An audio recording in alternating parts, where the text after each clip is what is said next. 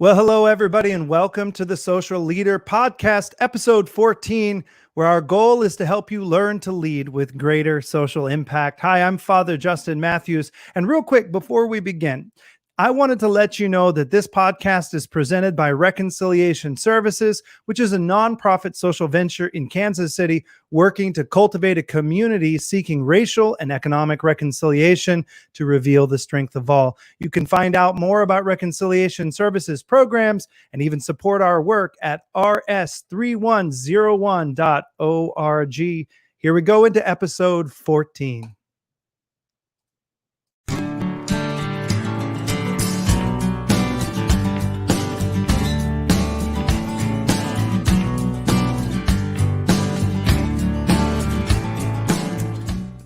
Well, welcome. My guest today is Bill Brandmeyer. I'm very excited to welcome him to the program. Bill has been the VP of Community Relations and Impact for Sports Radio 810, as well as the executive director of a brand new foundation called the ShareWaves Foundation. Bill, welcome to the Social Leader program. I'm honored to be here. I'm so excited that I get a chance to talk with you. Really just kind of open up about what's good about Kansas City, what Kansas City does to really reach out to one another and lift each other up. So thanks for having me.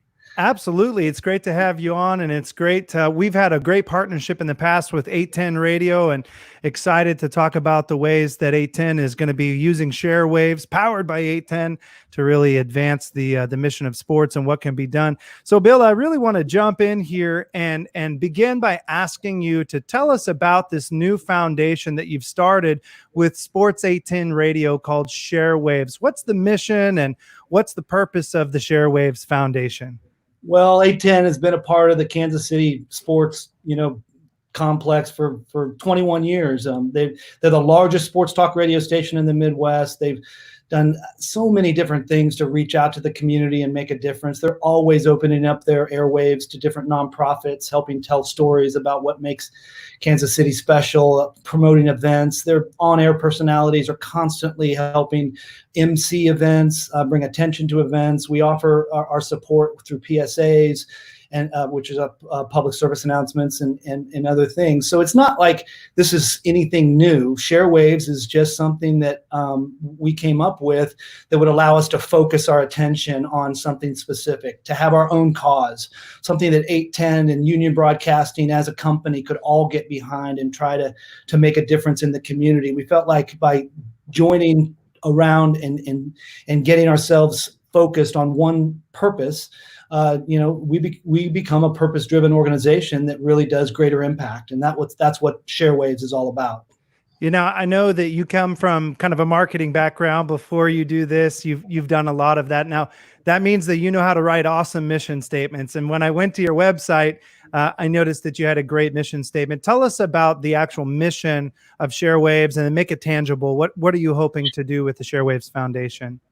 We want to advance opportunities for kids to engage with sports throughout the metro. In our community, sports is such an important part of the fabric of a kid's life. When they engage with sports, they engage with something greater than themselves. They learn how to work together to achieve goals. They learn life skills. Emotionally, their intelligence is increased by the social skills they learn. They learn to listen. There's also a lot of practical life metrics. You can measure the difference sports makes in a child's life through measuring their grades or their dropout rate. Screen time goes down when kids engage with sports. But there are some issues in youth sports. And the biggest question I got from 810 when I asked them if I could move forward with creating a foundation focused on youth sports was, is it a big enough issue? We're not curing cancer here. It's not why would we be engaged in helping kids play sports? Everybody seems to be fine. They're playing sports. What you find out is that there's really the haves and the have-nots. And that's what ShareWaves is really kind of, focused. Our platform is set up to address the situations in our city that allow kids to play certain sports because they can afford it, and other kids have no access to those sports because they're priced out of it. They can't afford it, and they go on. They go soccer and basketball. Those are great sports for kids to play, and those are easily accessible. But that's not the end of the line. I mean, there's so many other great sports out there that we should be able to offer to all kids. The playing field should be leveled, and so ShareWaves has this mission to advance opportunities, specifically in low-income houses, to help them find ways to get into the sports they want to play. Well, and I want to get deeper into the mission and what could be possible, particularly right now because of COVID and the shutdown of so many different camps and sports. But before we jump into that, I want to jump back a little bit and ask you, where did your passion for youth sports come from, and your passion for using sports to transform the lives of kids? Is there a story from your childhood or from your philanthropic work with your family that you've undertaken that you can share with us that would illumine that passion? Well, it's funny. I look at this as an awesome opportunity to do something that I've always loved. I've always loved sports.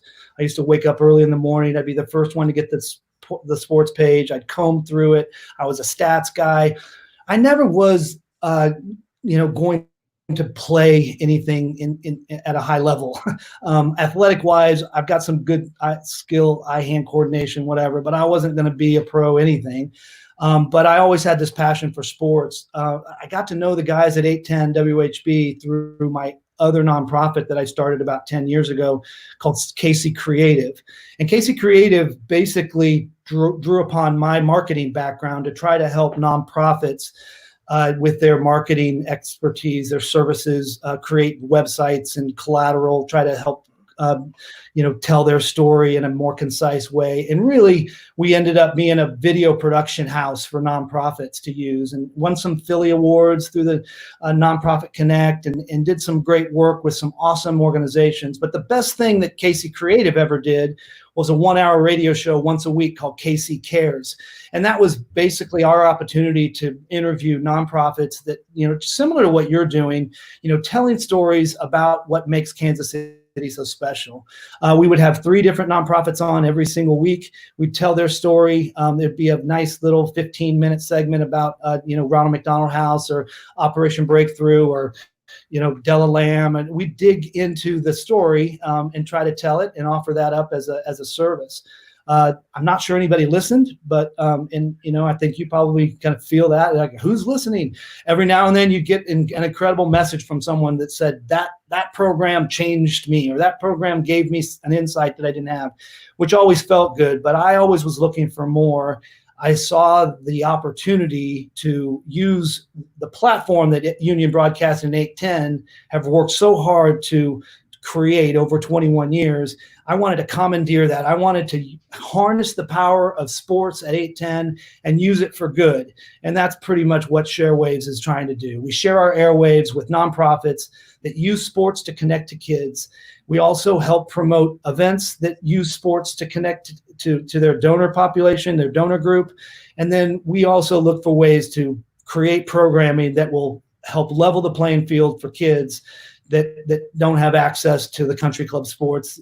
They can't, find a way to play golf or baseball or hockey or lacrosse. All of those price kids out of their access, because access is privilege. And, it's one of those things that in today's world and this environment, Black Lives Matter, what we're looking at with social injustice, how this is playing out in the consciousness of our culture, it's realizing that access is privilege is one of the key things that we want to drive home to everyone who's listening or who's trying to understand what's happening. It's right. About access. It's about opportunities.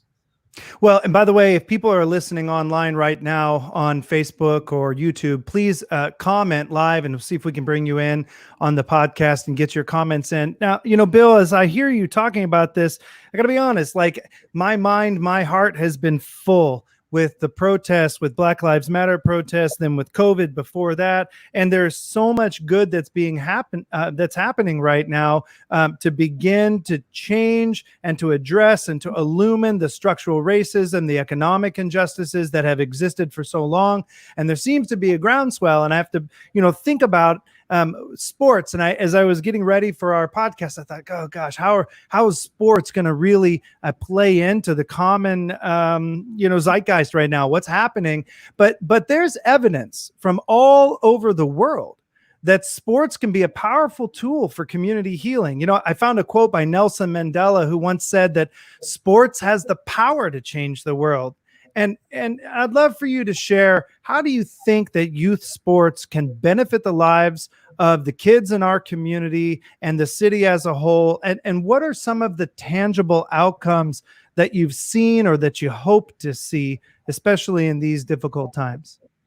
Yeah, the power of sports to connect us as a community is witnessed by the world champion Royals, world champion Chiefs. Our city comes together, million people showing up to celebrate winning. And we were all one. We're all together. Everybody was on the same page, high-fiving, loving one another. The Chiefs are number one. The Royals are number one. What an incredible experience. We know the power of sports here in Kansas City.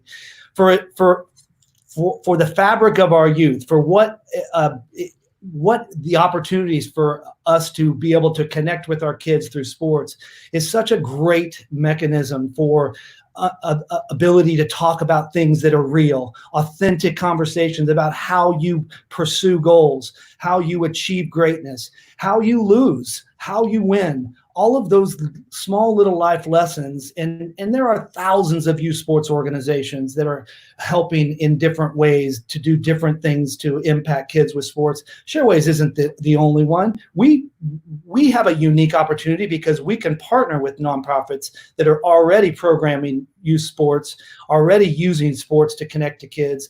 We can bring attention to them through our airwaves, and that's why ShareWaves has a unique position. I think to understand what is happening throughout our community at different levels, understand the enormity of the issue of racial justice, you have to break it down into the individual aspects of what people experience. My life was incredibly blessed. I could tell my story to you and it would sound like I had a lot of issues to overcome in my life, a lot of things that, gave me trial and tribulation, what worketh patience, tribulation worketh patience. I have a lot of patience, I promise. But I have no idea what it's like to live a life where the color of your skin dictates the way someone speaks at you or talks to you or positions you or puts you in the right chair or makes sure that you sit next to the right person or any of that. That's not how I think. I think about connections. I think about how I'm going to interact with someone. One of the things that I carry around as part of my life, mission is I want to meet someone and I want them to teach me something about their life. I want them to tell me what they've experienced in their life as a master of something that they've experienced so that I can take that into my life and I can learn and grow. And I think if we did more of that as a community, if we sought to understand rather than to be understood, if we kind of took what St. Francis of Assisi just kind of gave to us as just this incredible gift of, let's make it better than we found it. That's kind of how I live my life. And, so.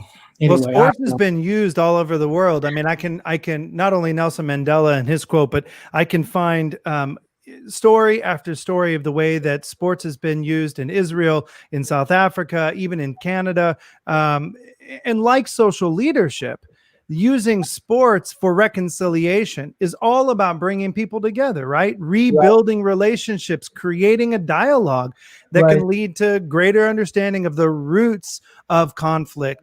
And as I think about South Africa and Canada and how they've used sports as a part of their Truth and Reconciliation Commission and that work, particularly in this time where we're needing to address structural racism, call it out, I think we need to find creative ways to sustain and then advance the cause of reconciliation. We can't just talk about it. No. So how will youth sports really, even here tangibly, how will it advance that effort for reconciliation, Bill? Well, COVID's given us a really unique chance with youth sports because it's drawn everyone into what can I do myself at home alone to improve and stay ready. Because I know we're going to play again someday. I don't know when that is, but we're going to get back out on that field. And I need to take personal responsibility for my physical fitness, my skill development. I need to find access to different opportunities to keep working on my skill set. So COVID's had that unique impact on us. I think it's also given us a chance to really appreciate what it means to be together for an event, a sporting event, together as a team, together as in the stands as fans. It's really kind of brought a spotlight on what the meaning of sports has been to our community, because we've been without it for 3 months, going on 4. And I think that it's never been more apparent how much we miss that social interaction. Kids miss it. I think it's the results of being away, separated, alone, isolated in your home. Those we're still going to feel the repercussions of those traumas on kids for many years. We're not going to really understand them for a while, but they're present. People who are studying that, they see that as a really clear outcome to this separation from social interaction. It's going to do some damage, and I think that we have an opportunity as we kind of reapproach the re-engagement with sports to maybe set a different criteria or expectation of what we want to get out of sports. The most incredible stat about youth sports that I've come across as I dug into this is that at age 13, we lose 65 to 70% of young athletes to other activities. It's their 8th grade year. They're going into high school, and they basically tell themselves or the world, sports are not going to be a part of my high school experience. They're not going to be a part of what I'm going to do for the rest of my life because I'm not good enough, or it's not fun anymore, or my dad's been pushing me too hard, or I like music. I just want to play music, or I want to play chess. Those are awesome endeavors. But to think that we lose 70% of our kids from this unique opportunity to learn so many important life skills and so many different things that will help drive us into success life is a really staggering stat. And it's something that we at ShareWaves want to do something about that. We think that rec sports for the fun of it, free play for kids, opening up fields and letting kids just do what they normally would do on a play date outside. Those are great opportunities. It doesn't have to be structured. It doesn't have to be competing for the national championship or the citywide championship or all of that is really important, and competitive, excellence is certainly integral to us. But I also think we could take a step back and really enrich people's lives, kids' lives, if we can create sports opportunities, participation opportunities that are a little less pressured and a little more about what you can get that's good from sports. Well, and I know you're not doing this in a vacuum. I mean, there are a lot of people that you've partnered with already. I think you've partnered with a Boys and Girls Club in Kansas City. You've partnered with Girls on the Run. There are a lot of other organizations that are already involved in this. And I'd like to sort of transition our conversation a little bit to kind of dive in a little bit to social leadership. And I know one of the things that you and I have talked about before the COVID-19 pandemic, you'd shared with me that one of your goals in ShareWaves is that in 2020, you wanted to become really self-sustaining as a foundation through those partnerships. And I know that you and I both share a passion for social leadership and social entrepreneurship, social venturing. So why is that important to you, that self-sustaining aspect to this work? And how do you intend to achieve that goal, Bill? Well, we enter 2020 with that as our key objective: become self-sustaining. And the reason why is because you really cannot take an organization and build it with a wish and a prayer. It has to be structured in a way that allows it to grow through the process of creating strategies and understanding what it is that you're trying to get accomplished with your eyes on the outcome, the goal, what you're trying to get produced. And there's so many aspects of, because I've spent so much time working in the nonprofit world, there's so many aspects of work that is a culture of poverty. You just don't do what you need to do to be successful because you can't afford it. And so you're always just picking it, like the cousin that got a new camera to shoot a video, or my nephew is studying web design, and so I'm going to have him build my website, and I'm going to piece this all together. And what you end up with is almost an organization that, operates and looks a little bit like Frankenstein. It's very tactical. It doesn't really have any long range play because it doesn't really understand what it's trying to get accomplished in the long term. It's very short-sighted. It doesn't mean it doesn't do good work. KC Cares was a great program. It was awesome, but I funded it, and that's not the way you're supposed to do this.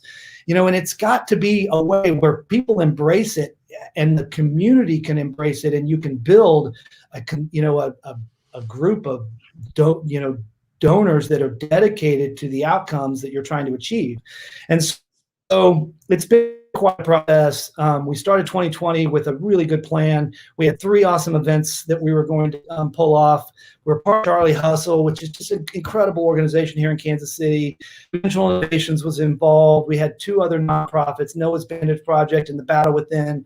We were all working together to present these 3 awesome events that use sports to connect, and they all got canceled. So COVID's wrecked a lot of plans. And I think actually that's why it's important. If people want to go online and they want to help impact the kids' lives in our community, if you have a passion for youth sports and changing kids' lives, bringing people together, you want to do something tangible in order to foster racial and economic reconciliation here in the community. I've put the website up there, ShareWavesFoundation.org, and I know you can go to the website and make a donation.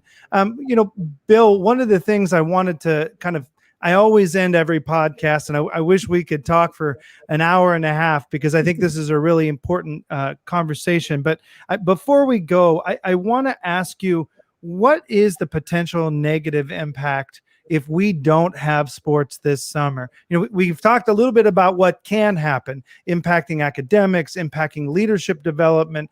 But if we don't figure out how to have kids in sports this summer, in light of COVID-19, what's the potential negative outcome? Why is this such an important issue, especially right now? Well, you think of an under-resourced house that is trying to figure out what the next phase of opening is, and they're going, I have to go to work, but I have got my kids at home, and the normal network of support that would be for them, organizations like the Upper Room, Operation Breakthrough, Big Brothers and Sisters, Boys and Girls Club, they're operating at less than full efficiency. I think Dr. Dred Scott said that Boys and Girls Club is operating at about 1/3 capacity. The Upper Room, which normally serves between 2,500 and 3,000 kids a summer, is not offering any services this summer. The Operation Breakthrough has been limited. There's 15 other organizations that serve you in terms of childcare that are either not functioning at full capacity or not functioning at all. So there's a tremendous fear on my part. It's a personal fear, and I don't have anything to back it up, but I think that we're going to have some situations where anxiety, stress, depression are all impacting our kids at different levels of impact and different different levels of acuity. I think that we do need to stay aware of emergent issues, emergent situations. I would like to raise money and help support opportunities to provide individual help to individual cases where there are moments where we find out, hey, this family needs $1,000 for rent, or they're going to lose their apartment, or this family has to get connected to the internet because they just need $50 a month in order to stay connected. I think that as we kind of go through this summer, we're going to learn a lot about what it means to not have sports. Because I think in a lot of families, that is something that they've not been able to access. There are also, sports is opening up. Kansas City's a little bit looser than other communities in terms of letting kids get back out on the fields. And so we are opening up. But once again, opening up Kansas City means the kids in Johnson County are playing and the kids in Kansas City, Missouri aren't. That's a big issue. And that's something that I want to try to do something about.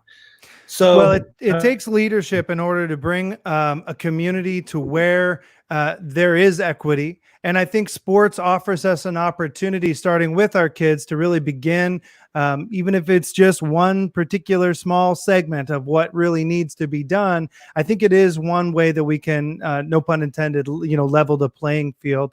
And I appreciate your leadership in it. I know that you've been involved, as you've indicated, in some form of social leadership in various different sectors for many years. And I want to end our time together with this question, because there are a lot of people listening who are wanting to do something. They are wanting to get involved and make a difference. So if there are leaders out there who are wanting to embrace social leadership and increase their social impact, what advice would you give to them based on what you've learned? Where do they begin?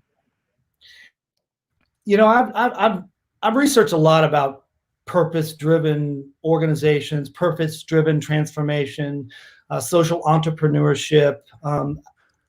I think it has to start with your own passion for what it is that you want to see changed in this world. What is this world to you in terms of what's right and what's wrong, and find something that you feel like you can make an impact in, given the talents and the gifts that God has given you.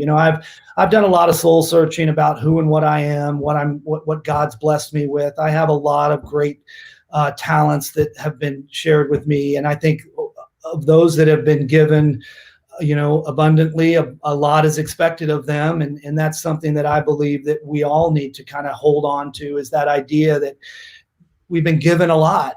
You live in America. You live in freaking Kansas City. You live in the heart of America that has this beautiful space, and we all need to use our time, talent, and treasure to make a difference in this world in something. Make a change. Make something better. Make it better than you found it. And so the other thing I want to do before we leave is I want to invite everybody to join us next week for Ready to Play Week. Ready to Play has been a campaign we've worked on for the last 10 weeks, creating little videos for kids to access to help stay fit and ready when games begin again. Stay ready to play has kind of been our mantra.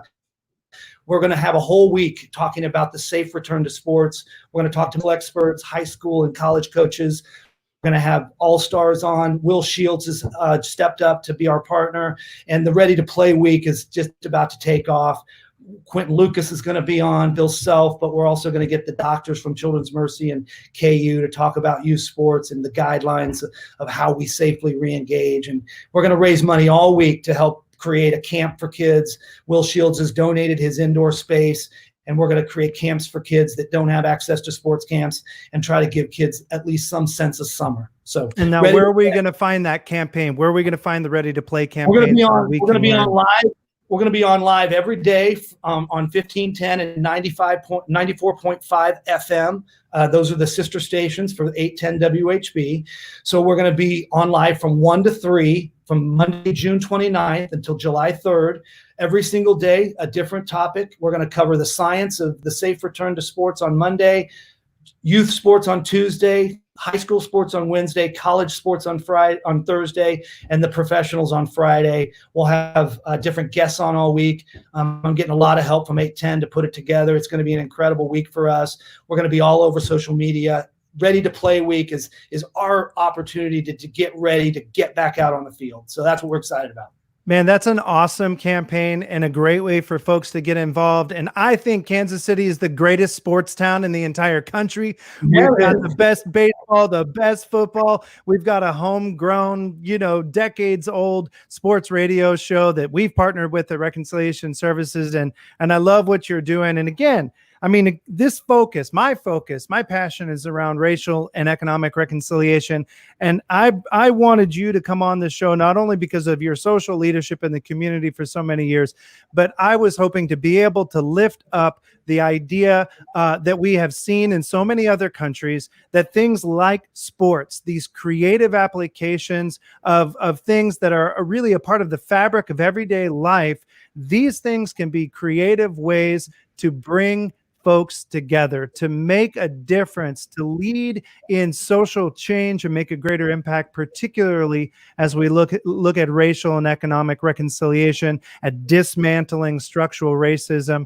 This is a fantastic way to bring our kids together in a new modality and to make sure that everybody has access to that opportunity. So Bill, I really appreciate your time today. I want to throw the ShareWaves website right up there again. So if you're not able to tune in to the campaign next week on the radio, make sure to go to the ShareWavesFoundation.org, make a donation, get involved, and reach out to Bill and see how you can volunteer, how you can help. Bill, anything else that you want to leave us with today before we head off into our day?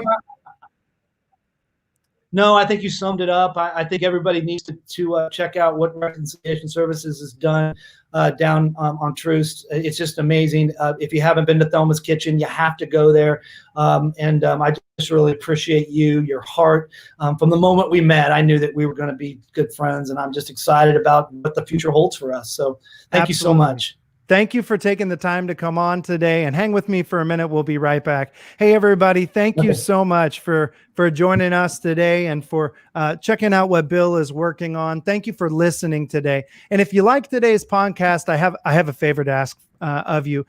Please follow this podcast on YouTube and iTunes, Spotify, wherever you listen to podcasts. Smash that like button, follow us. And this is going to really help us share the show with more people. And also, I wanted to let you know about a brand new program that's launching soon. If you like today's show, and you want to learn about how to lead with greater social impact, if you want to learn about social leadership so that you can figure out how to do the things that Bill and others in our community are doing to make change right now, I want to ask you to visit thesocialleader.org and sign up to find out more about our new e-course called Social Leader Essentials, which is launching very soon. You can answer a few short questions, and then one of our team members will reach out to you to see if that course is right for you. So friends, again, thank you for joining us on the Social Leader Podcast. And until next time, I encourage you to learn to lead with greater social impact. See you soon.